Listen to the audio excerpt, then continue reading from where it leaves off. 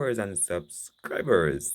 Welcome back to the channel. You don't know it's a boy SAE. Bless upon yourself and thank you all for tuning in to this one. So, my wonderful people, what I really want to talk about this time around, guys, is cricket analyst and commentator Fazzeer Mohammed has basically called out West Indies, or should I say, slammed West Indies as a spineless capitulation team, or the test team in terms, after the first test defeat to Australia, you really speak on it. But we're gonna fill you in on the details. But before we do so though, my people, please go ahead and hit that subscribe button and turn on the post notification bell to be the first alerted whenever a new video is uploaded. And don't forget to drop a like on the video and leave your honest comment in the comment section. So let's continue, guys. So Fazir Mohammed has slammed West Indies test team as a bunch of spineless players, of the way they were bundled out for 159, or should I say bundled out in the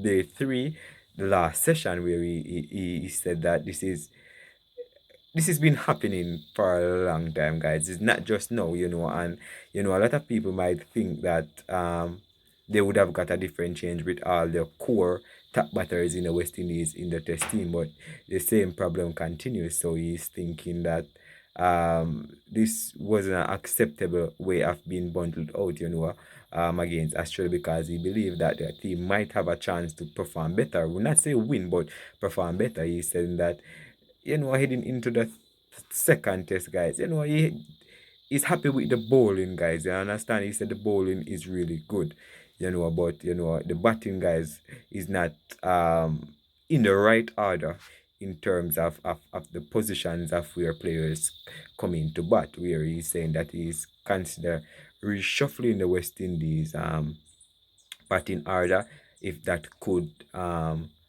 improve a chance of West Indies winning or perform better with the bat in the second test. But my people,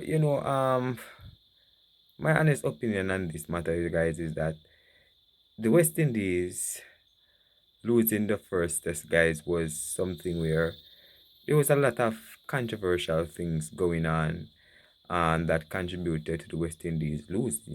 It's not easy to really say that West Indies just lost like that. I think they were mentally in trouble, in terms from the way the umpire were treating them, and all of these decisions really going against them, and people, you know, a lot of stuff, guys, emotionally, guys, and it seems as if the umpire was a 12 man towards the Australian team, so that could have influenced them to really lose momentum, lose courage, or lose, should I say, purpose? Not going too far and say purpose, but lose confidence in themselves, and belief, because I thought that, you know, asking 300, I think was 301 to win right now, guys, in space of 3 days. 2 days and a half day left, guys, after the 3 days.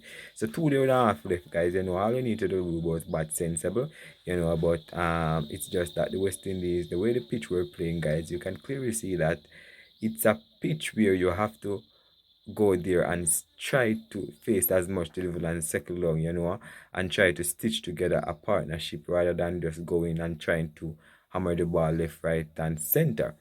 I understand, my people. So that was where I think the West Indies really faltered. If we're gonna talk about the team batting, in terms of the opening period, guys, the opening period of John Campbell and Kirk Bradford never really did their job, in terms of laying a foundation for the West Indies batters to continue.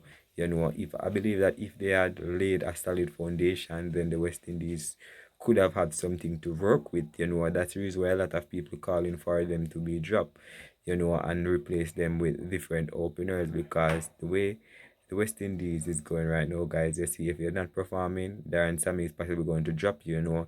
He's not doing favoritism right now. So this is always something that always on the card, people questioning Kirk Brathwaite inclusion in the team, because they're saying that he's failing. But they should remember that Kirk Brathwaite have been in the team for years, guys. It's not just now, guys, it's over years.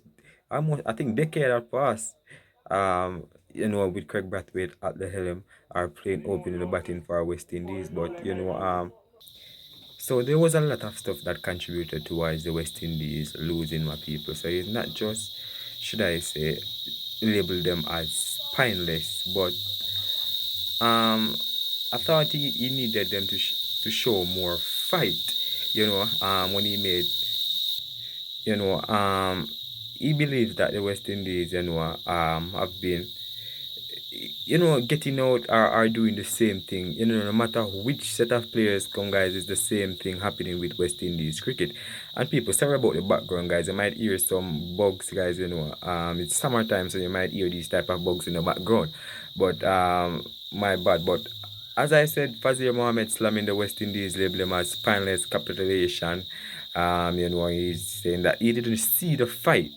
And if you talk about changing up team, it's not, he doesn't think that that's going to make a difference, in terms of the playing 11. So he believes that you should stick with the playing 11 and really just fight it out, because it doesn't make sense you're going to change the playing 11. He said the batting order. So as I said, I was talking about John Campbell and Craig Brathwaite. Well, a lot of people believe that John Campbell and Craig Brathwaite never laid a foundation, so they need to drop Craig, but Craig is a symbol who have been playing for over a decade in West Indies colours. It just hasn't really, and it just reached 100 tests. Can I believe that, guys?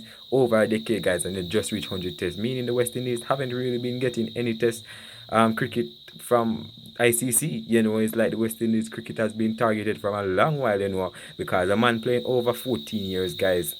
Over 14 years a man playing in the team, guys, and it just reached 100 tests. Come on, man, this is not acceptable. But Craig Brathwaite is a test legendary in West Indies cricket. But I think the next match, guys, second match, they need to put on a good partnership. Number 3 now, Casey Carty. I think he's a solid number 3, but you need to spend more time at the crease in the test. Brandon King at 4, guys. A Jamaican guys and I rate Brandon King, yes, but he has to prove himself, guys, because Kevlan Anderson is there, guys, knocking on the door, and if one slip up, Kevlan will come into the team, and I think this young man he has a lot of potential, for the future. He looks one good, bright prospect for West Indies going forward into the future of cricket overall, guys. It's not just test cricket, guys, but he can play other formats as well. So he's another good youngster. And I like how these two youngsters are in the team, in Kevin Anderson and Joanne Lane. I think it's really good, I think Kevin Anderson is a brighter prospect than matter of fact, I'm not going to compare them because you guys might say I'm looking down on players, but I think Kevin Anderson is a bright prospect for West Indies, but my people, what's your honest thoughts on it, guys? Fazir Mohammed slamming West Indies as spineless. West Indies top test team as spineless and capitulation. But leave your honest thoughts down below, my people. Alright, bless up on yourself.